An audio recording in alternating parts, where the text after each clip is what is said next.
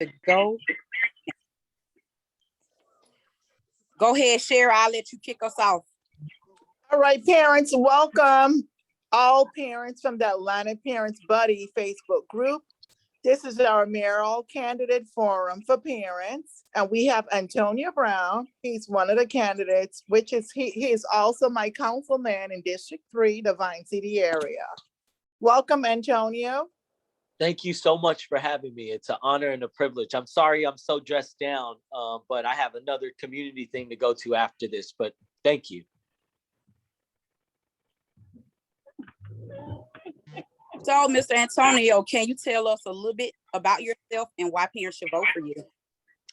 Yeah, so, I'm not originally from Atlanta. I relocated to Atlanta 8 years ago to launch a successful men's fashion brand oh, shoot. Sorry, did it mess up? I apologize. Okay, hold on 1 second. Let me just go do not disturb on these fools. And if you had to turn your camera off, you already seen your face, it's absolutely understandable. No, it's okay. So I relocated to Atlanta about a little over 8 years ago. And I launched a successful men's fashion brand here into Bloomingdale's and Nordstrom's nationwide. And from there, I started doing work on college campuses across the United States to address student food insecurity. And what we realized through the universities that we were working with to adapt the college curriculum, many of the students that were going to school were coming to school hungry. And it was a situation in which the colleges really weren't working to address it. So we started building food pantries on the grounds of these colleges. And then from there, I was recognized by the Georgia State Capitol for my efforts in education and community, and then asked to run for city council.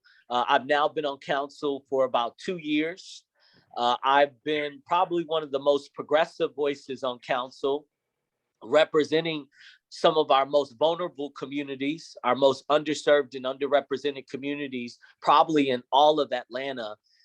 Many of which have existed within generational poverty in this city for probably well over 40 years.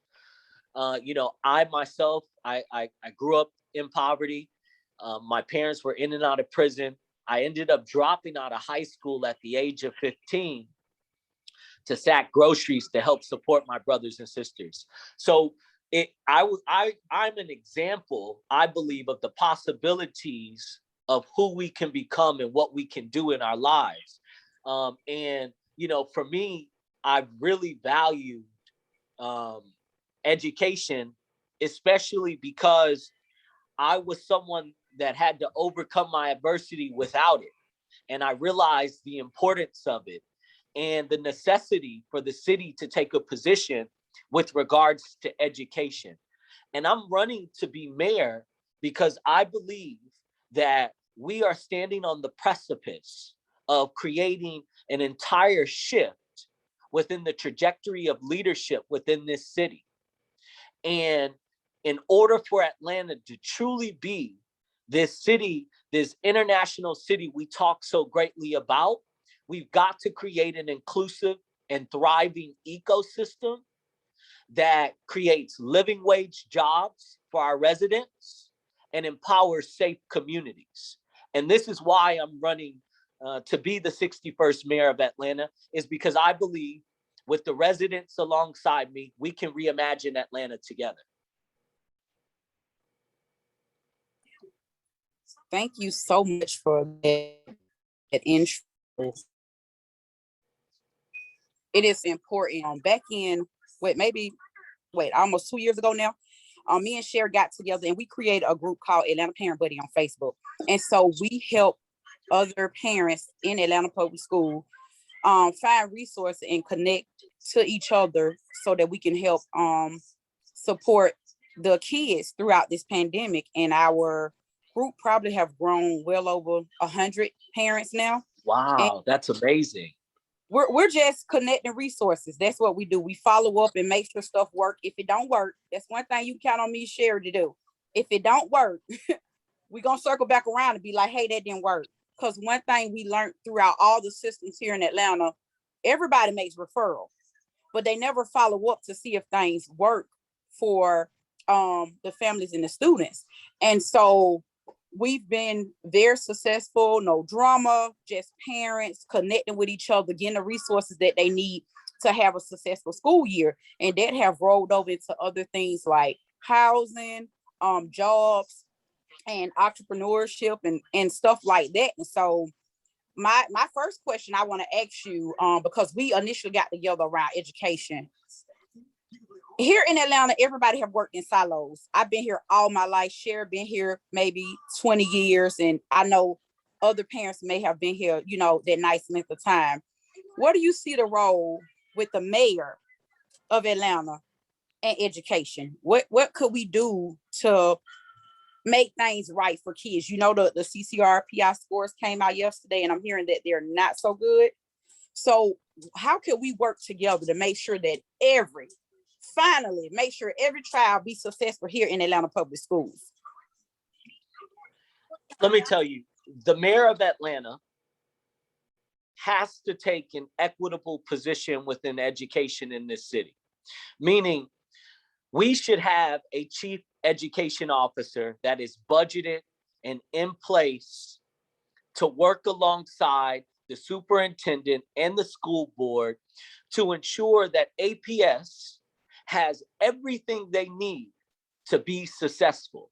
Because the reality is, we talk a lot about generational poverty, but until we start addressing the root causes of generational poverty, like our schools in low-income Black communities being underfunded and under-resourced, and then we wonder why our students are coming to school and not succeeding, when they're living in environments and conditions that are surrounded by dilapidated properties and drugs and guns and an over-policed community, then we never get to that place in which every student has an equitable opportunity to succeed and create a thriving and successful life for themselves.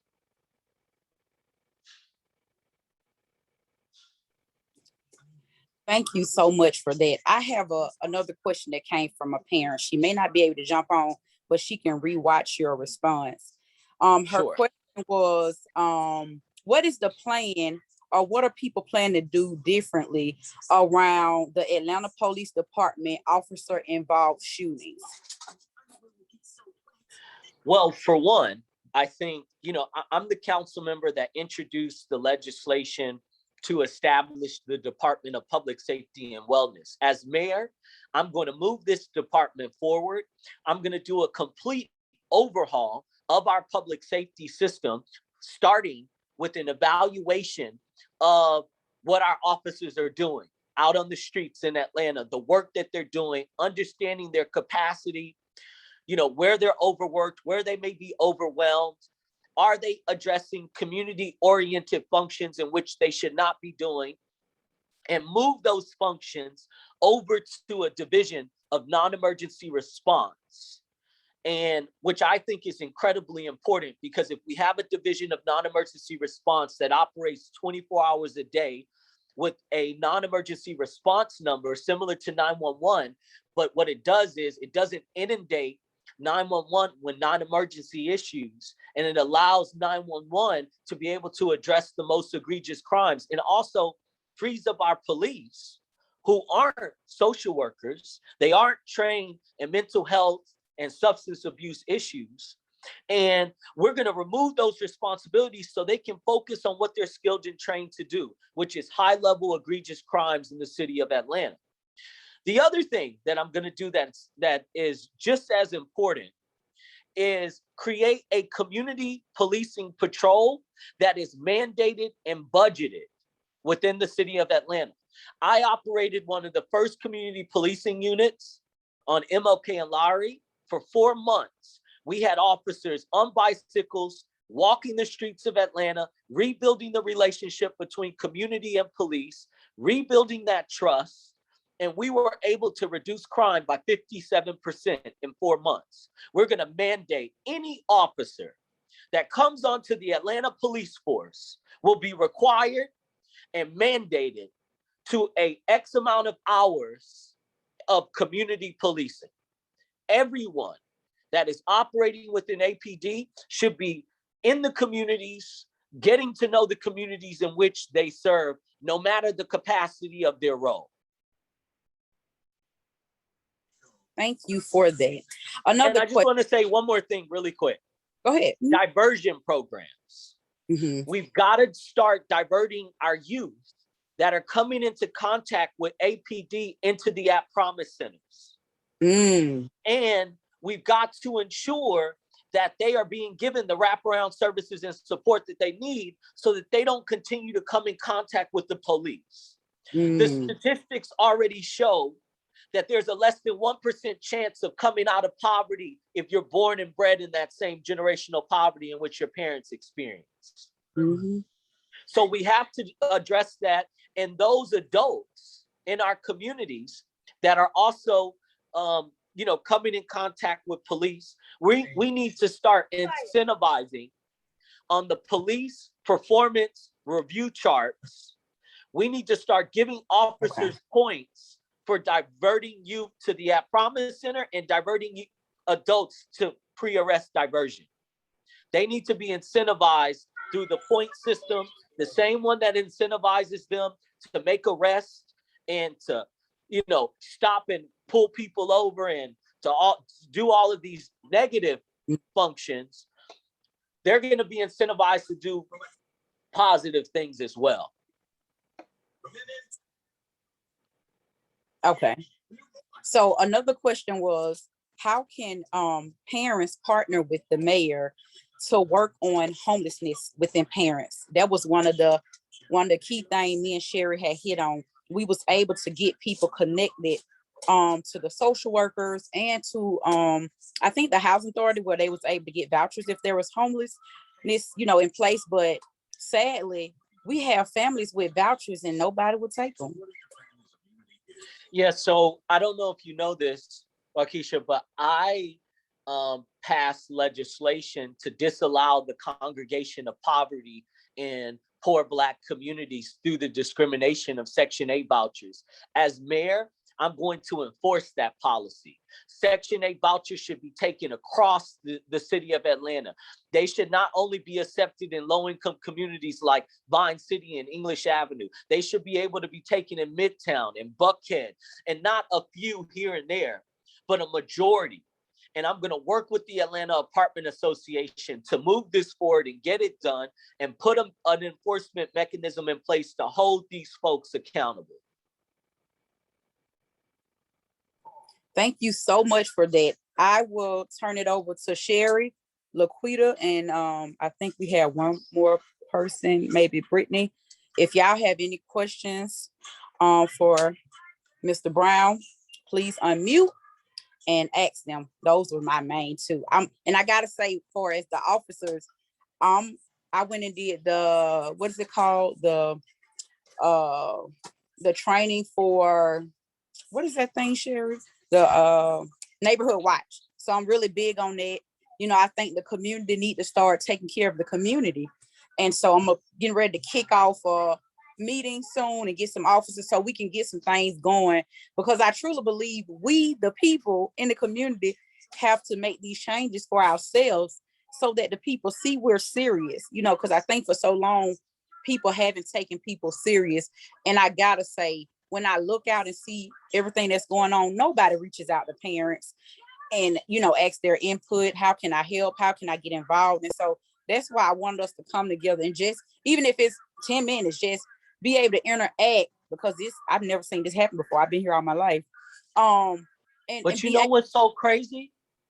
I keep hearing folks talk about, and I think you even heard President Moore, I don't want to misspeak for her, but I heard certain folks talking about how we need to hold parents accountable for what is happening with the youth, but you're not allowing parents to have a seat at the table to be a part of the conversation to change things.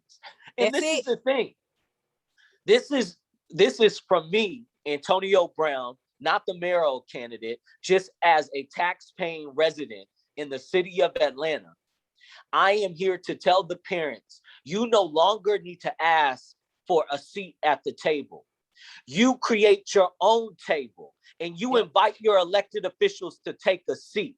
Yes. Because the reality is, we have to stop this intentional disenfranchisement that has been happening in this city for decades that have left so many people behind. Yes. Yes. Go ahead, Sherry. I'm going to turn it over to you. Antonio, that was my question. You hit right on it. Once you become mayor, will you have a parent advisory board within your team? Because none was never done with Keisha. Parents were left on the side. Absolutely. So, let me tell you, the parents are the heart of our city. If we don't have our parents on board, if our parents don't have a table where they can talk and discuss and come up with ideas and ways to address their needs and their families, especially parents in low-income communities that have been left behind for so long, if they do not have a place to be able to convene and to be able to reshape, our city's politics and access to resources and opportunities, then our youth will continue to be left behind. I have another question. Thank you for that, Sherry. We are getting parents that I've got so many calls on yesterday, and parents was asking, and it could be separate, but they were saying the kids are in school, they're being exposed, they're testing positive, but the parents' jobs are still asking them to come to work. What do parents do? It's leave your kids at home. Some people have to do it. We don't judge. Go to work and possibly expose others, or stay at home and quarantine and possibly lose your job. Listen, it's a very unfortunate circumstance that is transpiring right now in this city, state, and country. And the reality is, listen, I think there is reasonable cause to stay at home and not continue a spread of COVID from your children to your colleagues and coworkers. That is very irresponsible. So I would say, listen, stay home. And if they attempt to terminate you, I think you have, a workers' claim, because this is serious. This is a pandemic, and employers should be a lot more responsible and respectful of what is transpiring right now within our city, state, and country. And see, that's the other reason why me and Sherry wanted parents to be their own boss, because you can set your own hours and you can be able to be in control of the things that you can't control, like this pandemic. We cannot control it, but we don't want our livelihood stripped away from us because something that nobody planned, happened. And we're seeing, me and Sherry follow the data, and we post it with our parents all the time. And we ask them, you guys keep watching, and we're finding out that the data is much higher than being posted. And so it's so scary, and that's why we're pushing. And I know you did a little around this, or maybe something big. We're pushing for parents to be their own boss. I love that. And let me tell you, we should be funding entrepreneurship and small businesses in the city of Atlanta. People ask me all the time about what is my mission as mayor. Well, I want to create a socioeconomic shift in the economic class system in Atlanta. Meaning, if you are living in poverty, I want to move you to the working middle class by offering you a career trade and giving you a job that you'll be able to work, not a hand out, but a hand up. Provide you health insurance so you can take care of yourself and your family. Give you the opportunity to thrive and prosper in that working middle class. If you're in the working middle class and you're struggling and you're living paycheck to paycheck, I want to provide you access to startup capital so you can start a business, so you can build something that allows you to generate wealth for yourself. So you're not struggling, living every day to day. You know, who wants to live like that? And I believe that if we can start supporting those living in poverty, those in our working middle class, and even our small business owners and corporations with expanding their businesses and growing their businesses. Because what happens then when our small businesses begin to expand, they hire from within the community and put everyday people back to work. That's the type of thriving ecosystem that everyone is lifting up each other. And we're all moving towards greatness, a society in which we can all thrive and prosper. To me, that is the true American dream. Absolutely agree. So lastly, we have about 7 minutes. I wanted to get your take briefly. I'm a big street safety person. I love the transportation department we created for the city of Atlanta, and I'm big on making the streets safe. I'm so proud of the project. I think it's like 10,000 lights that's coming on.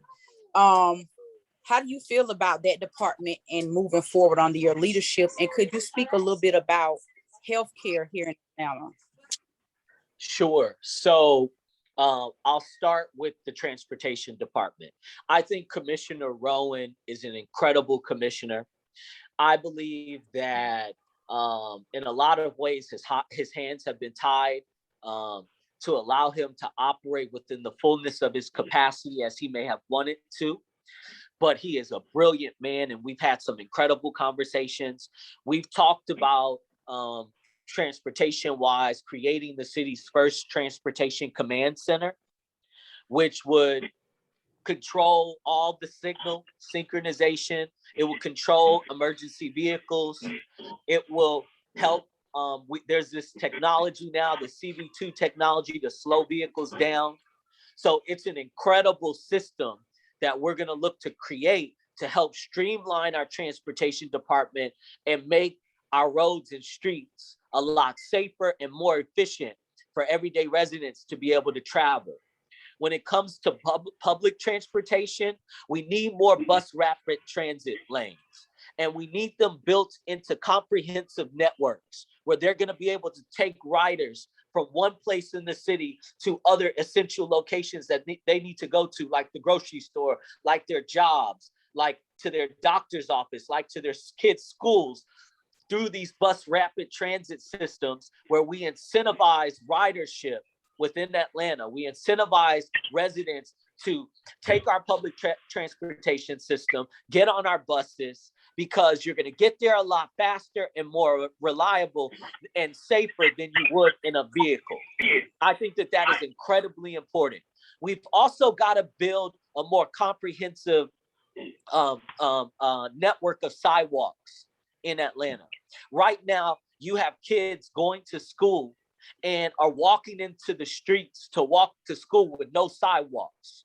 That cannot continue to happen in the city of Atlanta.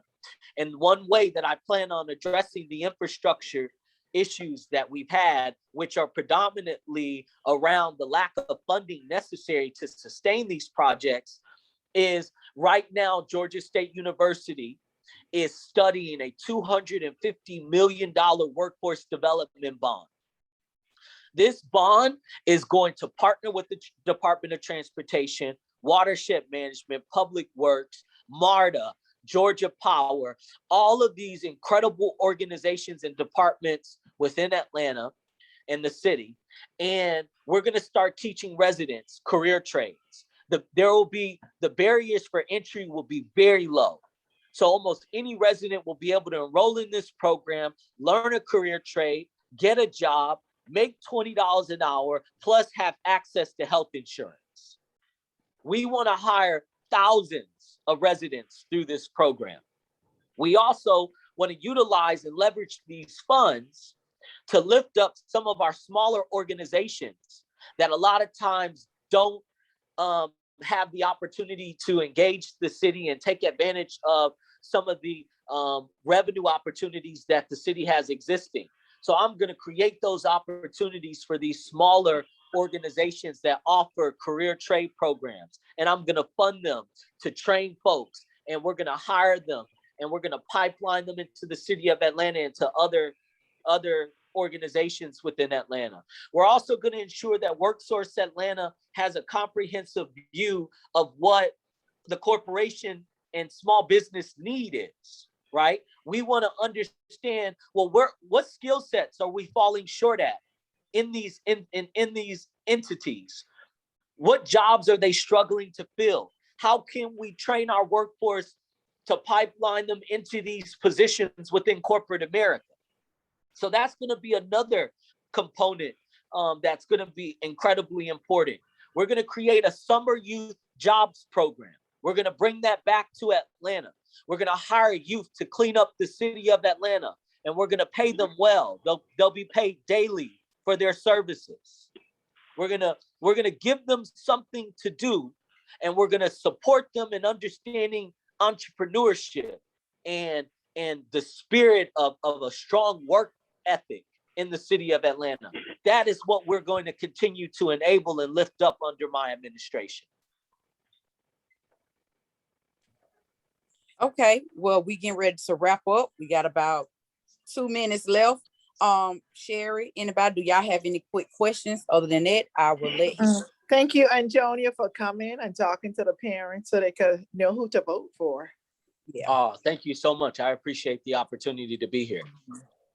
And how can parents find? Sure. My social media is Antonio for ATL. Okay. And my email address is antonio@reimaginingatlanta.com.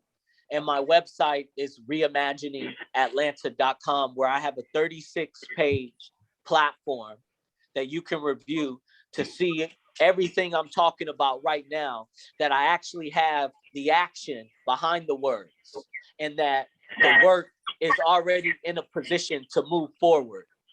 And that you will be able to see that on this platform. Well, I'll let you give your closing remarks, and we will see you on these. November 2nd, Yes. 2021. No, I want to say to all the parents that, I want to apologize.